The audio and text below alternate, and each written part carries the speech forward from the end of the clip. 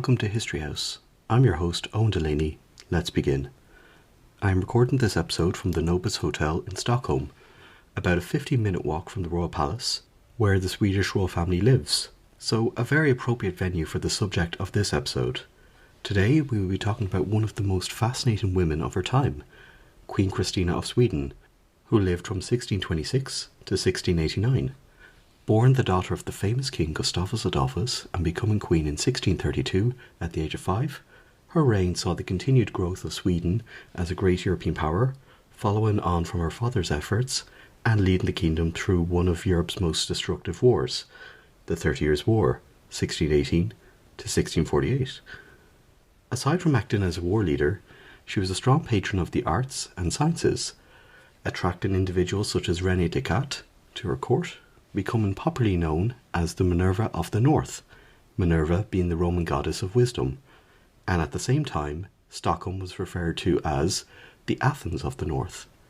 As we will see later on, it wasn't just her reign that defined her life, but also her surprising decision to abdicate the throne in 1654, become a Catholic, and live out the rest of her life as the guest of many popes in Rome until her death in 1689. Something made more astonishing, given that Sweden was seen by Protestants as a key defender of their faith, owing to the actions of her father in fighting the Holy Roman Empire during the 30 Years' War. This episode will attempt to dissect her life, while also delving into the fascinating private persona, exploring her personality and relationships.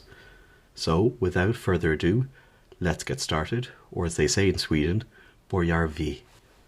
Christina Vasa, the royal family of Sweden at the time, was born on the 18th of December 1626 at Träkönner Castle in Stockholm to King Gustavus Adolphus and his German-born wife Maria Eleonora of Brandenburg. Initially there was confusion as to whether she was a boy or a girl when she was born. In later years, Christina herself said that when she was delivered, she was covered with hair all over her body and that she had a loud, deep voice. In spite of the disappointment of some when they learned that she was a girl, given the attitudes of the time, Gustavus Adolphus appears to have had a strong affection for his daughter. He ordered that public celebrations for her birth be no less grand than that of a prince, had the estates of Sweden, the nobility, clergy, burghers and peasants, in effect the Parliament of Sweden at this time, swear an oath of allegiance to her when she was born, requested that she be given a princely education, and took her with him whenever he could, even to review soldiers. By contrast, Christina's relationship with her mother was markedly different.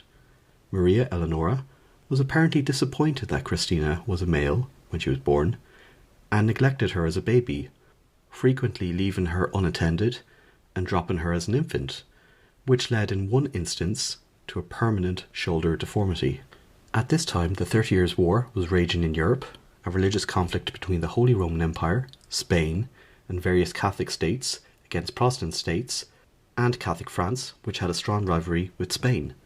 An intervention on behalf of the Protestant forces by the Kingdom of Denmark-Norway had ended in failure, and in 1628 Sweden began its involvement in the war on the Protestant side, for primarily religious reasons, but also from a strategic perspective too, in order to cement Swedish control across the Baltic Sea.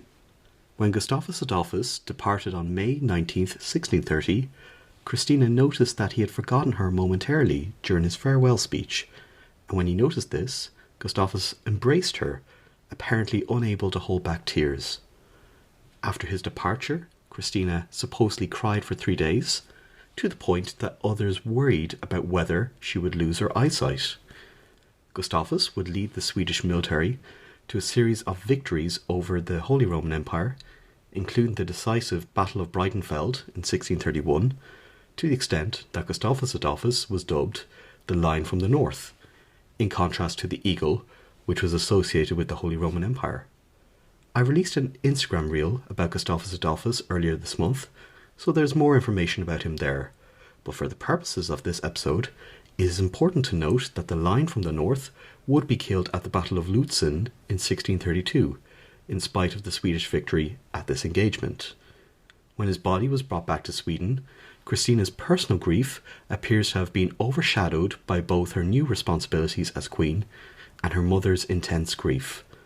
Maria Eleonora would frequently request that his body be opened and force Christina to attend to these viewings of his body, in which the king would have been deceased for quite some time, and the process of decomposition was certainly evident. At the same time, Christina's mother would abruptly cry hysterically a number of times, causing the young queen, who was not even a teenager, to cry too, only to be chastised by her mother for showing emotion. As mentioned before, the relationship between mother and daughter was difficult, even before the death of Gustavus Adolphus, and became even worse following it. As she had grown up largely in the company of men, Christina's demeanour was largely, quote, masculine, and when she grew older, she came to resent what she perceived as overtly feminine traits, such as displaying emotion publicly, which her mother did following her husband's death. We will return to the apparent masculinity of Queen Christina and her relationships in the second part of this episode. For a girl/young woman of her time, Queen Christina had quite a varied and extraordinary education. She studied history, particularly about Alexander the Great, read Livy and Caesar, grasped politics through Tacitus, became familiar with philosophy through Plato, learned about theology, and received some instruction in mathematics and astronomy.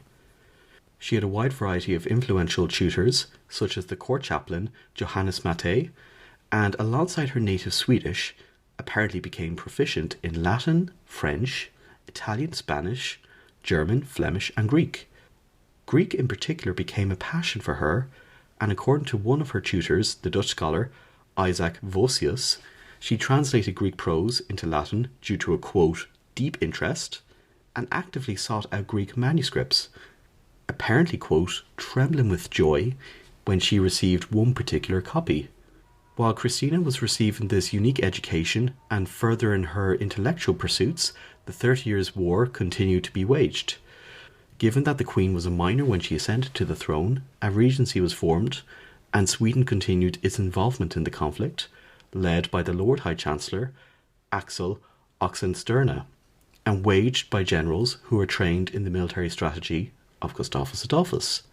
Nonetheless, as Christina grew older, she became more and more of a supporter of ending the conflict, not protracting it.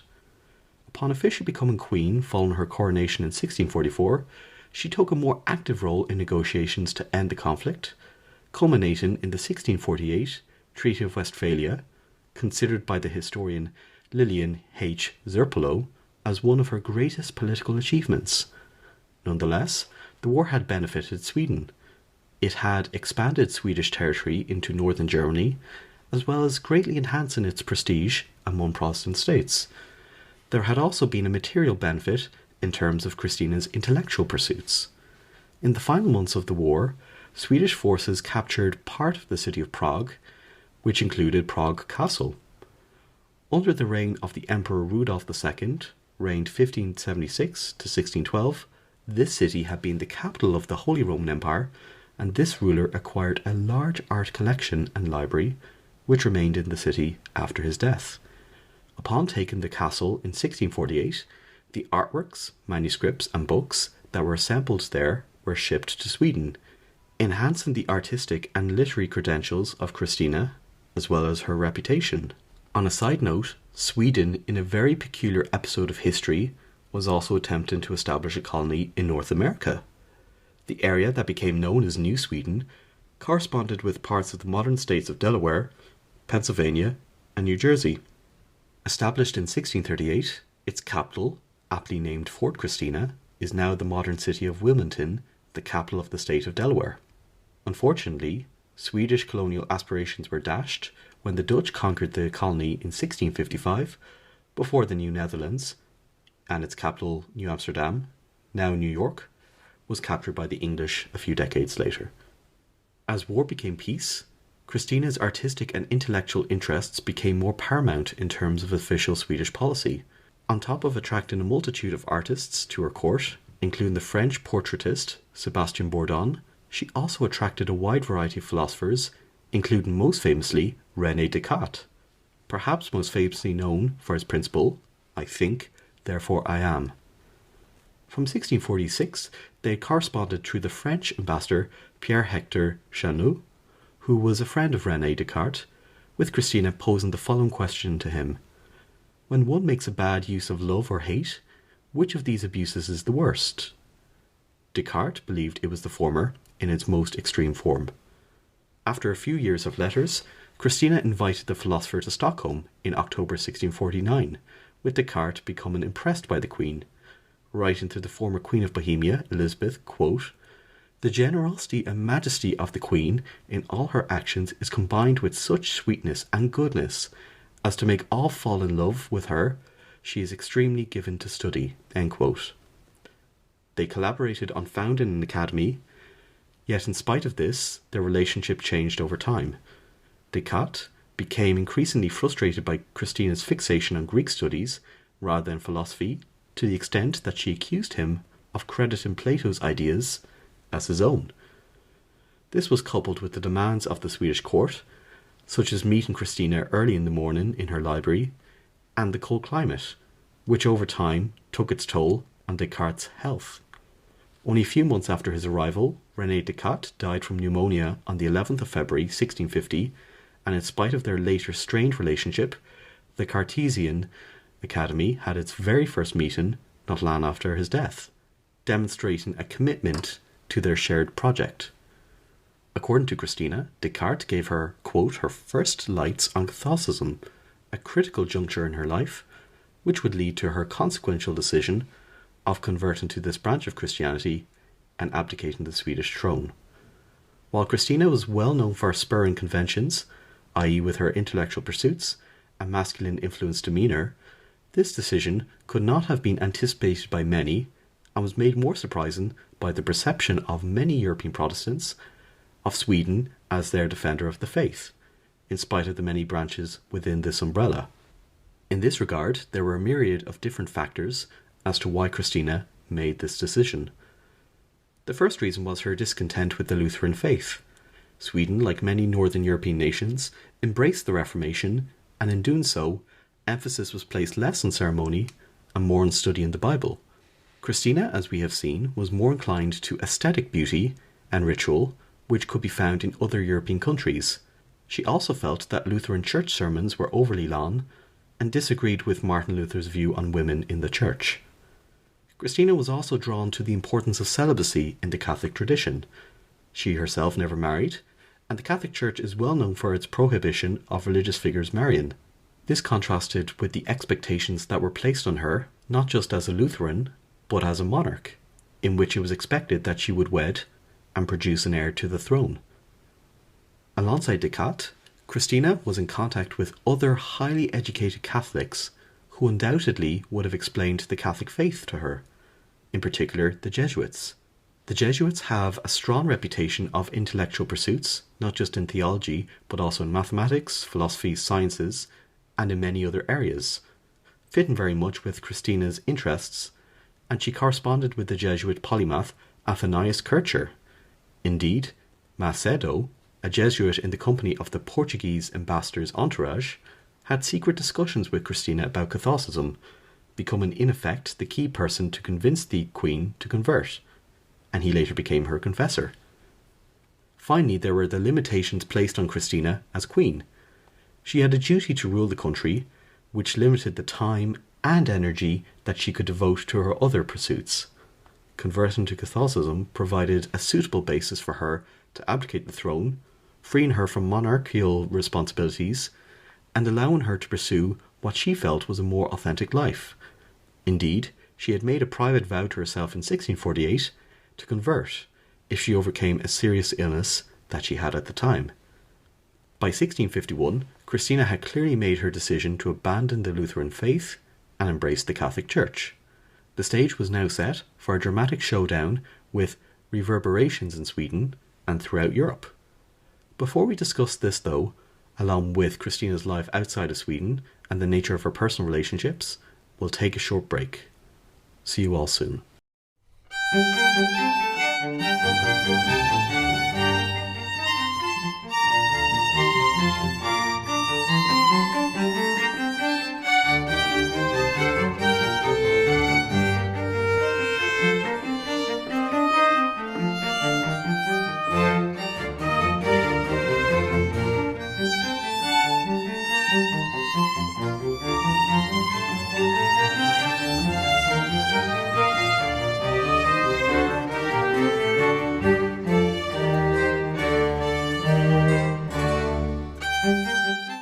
Welcome back.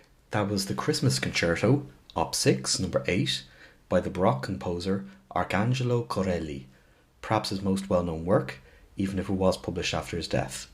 Corelli, born in 1653 and died in 1713, actually dedicated his very first work to Queen Christina, and she served as an important sponsor of his work over the course of the 1680s, when he served as her orchestra conductor. Indeed, Queen Christina, along with being an important patron of artists and scientists, as we have seen through René Descartes, was also a strong supporter of music, and alongside Corelli, she employed the Sicilian-born composer Alessandro Scarlatti, nicknamed the Italian Orpheus, as her choirmaster, and was a patron to many other composers and musicians. Before the break, we talked about Christina's early life, her reign as Queen of Sweden, her intellectual pursuits, as well as her possible reasons for conversion to Catholicism. Now we will continue the story right up to her death in 1689 and beyond. As we mentioned before, Christina's decision to convert would increasingly be tied to her decision to abdicate. However, her intentions which were tied to religion would not be publicly revealed until after her abdication. Christina first voiced her intention to abdicate her throne to the Council of State on the 7th of August 1651. Her councillors objected to this plan, once again stating her intention to resign the crown in favour of her cousin, Prince Charles Gustavus, in the full Senate on October the 25th, 1651. Over the coming years, she privately expressed this wish to the English envoy in Sweden, Whitelock, asking that he keep this secret, and the previously mentioned French representative, Chanou. Finally, on the 11th of February 1654, Christina announced her definitive choice to abdicate and instructed the Council of State to propose the idea to the Riksdag. The council met with her on February the 13th and asked her to reconsider, but her mind was firm. The estates were convened in Uppsala, starting on May the 11th, 1654, where the matter of her abdication was formally proposed, and finally the act of abdication was formally read in the Senate on June the 6th, 1654, with Charles Gustavus by her side. Reaction to her abdication was mixed. While the Swedish Lutheran clergy, aware of her Catholic sympathies, reacted positively, factions of the nobility feared the ascension of her cousin to the throne, as they felt their influence would be curtailed. Similarly, the ordinary people regretted her abdication and came to view it as a betrayal. Nonetheless, the decision was made. Her cousin Charles Gustavus was now keen, and she travelled incognito, fittingly enough, as we will see, as a man called Count Dunha, to the Spanish Netherlands. Her collections had been shipped there before her departure.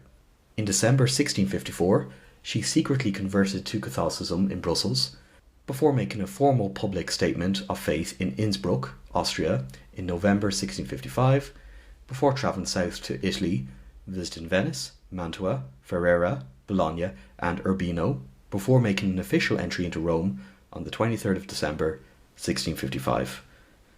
Her reception in Rome was extravagant, to say the least. A grand procession started from the Porta del Popolo. The entire College of Cardinals welcomed her at the gate, and papal gifts were given, and a monument was erected at the Palazzo dei Conservatori. She was then brought to the Vatican, where she was welcomed by Pope Alexander VII, in a royal fashion, with the nave of St. Peter's Basilica being decorated with gold-coloured tapestries featuring emblems representing Christina, followed by a banquet with the Pope. We must remember that Christina, as the daughter of Gustavus Adolphus, was seen as inheriting the mantle of defender of the Protestant faith, following her ascension to the throne in 1632. For this monarch to abdicate the throne, convert to Catholicism, and take up residence in Rome must have been seen as a symbolic victory for the Catholic Church, and as such, the papacy was eager to exploit the situation for all its propaganda value.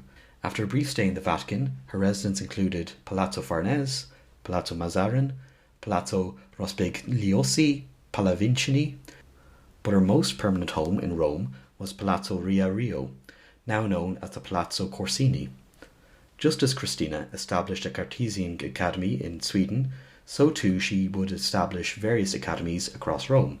The most enduring was the Accademia Reale, founded in 1674 at her residence, which continues today.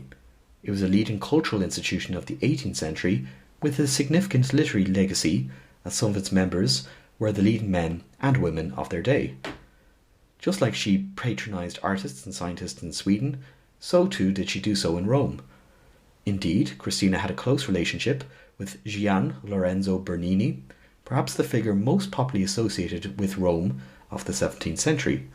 He had designed the carriage for her entry into Rome, and later Christina commissioned 2 portraits of her, now lost, from him, and was later gifted a marble bust of Christ from him, which was to be found in her room until her death. In 1676, Christina wrote in a letter the following about Bernini, quote, "I have such a high opinion of the said Bernini that I gladly take every opportunity to do him a good turn, for he has proved himself the greatest and most outstanding man in his craft who ever lived." End quote. She also directly intervened on behalf of Bernini's brother when he was accused of a crime. Christina's esteem of Bernini appears to have been, in return, reciprocated, as he stated that Christina had as much knowledge of the mysteries of art as those who create it. While Christina's relationship with Bernini and with the papacy initially appears to have been exceedingly positive, her interactions with popes changed as she became more established in Rome. Pope Alexander VII reigned from 1655 to 1666, in spite of the extravagant welcome he gave to the former Queen of Sweden, later soured towards her, owing to Christina's disregard of ceremonial protocol and her assertions of royal authority in spite of her status in Rome, which sometimes went against papal authority. Pope Clement IX, reigned 1667 to 1669, had been a friend of Christina before his election, and this continued when he was pope. His, however, was a brief papacy, and while his successors, Pope Clement X, reigned 1670 to 1676, did not reach the lows of Alexander VII's later reign, it was not as cordial as that of Clement IX, an exception being the establishment of the Teatro Tordinona in 1671, Rome's first public theatre, of which Christina was a strong supporter of. The final pope Christina interacted with was Pope Innocent XI, reigned 1676 to 1689, who had a notably bad relationship with Christina. For example, the two clashed about the right to asylum within the grounds of her residence. Christina insisted that this right could be given, while Innocent XI disagreed. Christina strongly disagreed to laws introduced by the Pope to restrict wealth and luxury, and her annual pension in 1683 was cut as punishment for bad behaviour. Such negative opinions about Christina were no doubt made worse in relation to her private faith. While Christina would remain a Catholic from her private conversion in 1654 to her death in 1689, her sincerity to the faith was sometimes questioned. During church services, she is said to have sometimes laughed and checked her physical appearance, and some people suggested that she doubted biblical miracles. She also had a close relationship with many Jews, which was considered scandalous at the time, anti-Semitism being particularly rife in 17th century Europe. While in Antwerp in 1655, she met Rabbi Menasseh ben Israel, who became her purchasing agent, but is perhaps most well known as the teacher of the influential philosopher Spinoza. She also stayed with a Jewish banker in that city and with a Jewish physician while staying in Hamburg. When critiqued about it, she stated, quote, that Jesus had all his lifetime conversed with the Jews, that himself was come of their seed, and that he preferred their company to the company of all other nations. End quote. This level of toleration and acceptance could well be the result of Christina's life experience, meeting various groups of people who would have been considered heretics to each other, and reflects her free-thinking experience, a key detraction which could be seen as a challenge to papal authority and established Catholic doctrine. This level of toleration did not extend to Muslims, and she greatly desired a Christian union to fight against the Ottoman Empire, matching papal attitudes, while her personal attitudes to individual Muslims remained unclear. Another key factor in mixed relations with some popes came from the fact that Christina never really gave up on the idea of becoming a queen again. She returned to Sweden twice, first in 1660 upon the death of her cousin, Charles X Gustav, and sought to be included in the line of succession, should the deceased king's son, Charles XI, die without an heir. Owing to her religion, this was not possible, and there were frequent clashes during the stay, and hostility to her, quote, heretic faith led her to leave the kingdom again. She returned again in 1667 and was treated in a similar manner, eventually leaving the country when her friend Pope Clement IX was elected pope. Nor was Christina eager to become a ruler again of just Sweden. Apparently, King Philip IV of Spain offered her the Spanish Netherlands, Belgium today, and she actively sought to become Queen of Naples in 1657. Both endeavours obviously failed, but a more plausible bid to regain power came from her bid to become Queen of Poland-Lithuania.